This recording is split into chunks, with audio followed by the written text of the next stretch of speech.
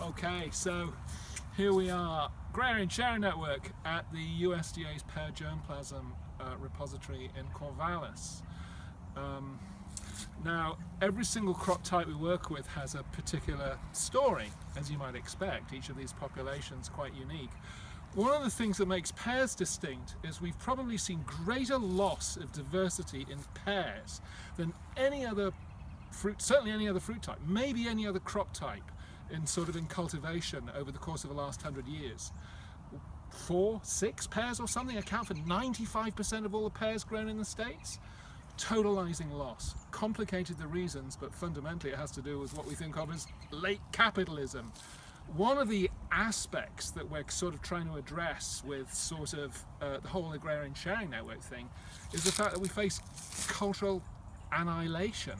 We've got this monocultural madness sweeping in on us that's basically not only reducing biodiversity, but our access to taste and flavor and beauty and the life of the soul. You know, 120 years ago, pears were considered like the aristocrats of fruit. Everybody locally used to have access to spectacular local pears. That's completely gone away, all right? Here at the repository, we have access to, 1,000 named varieties of pears. The vast majority of those don't work for the trade. They're too small or they're too fragile. But for homesteaders, but for homesteaders, they can be perfect. Some of them also have qualities of disease resistance, for example, that the major varieties that are in commercial cultivation don't happen.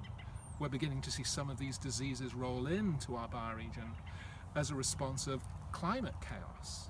One of the things we've been doing for some years now is pulling these varieties out of the orchard and freeing them into local embrace in anticipation of some of the challenges that we face. So we're addressing on so many levels.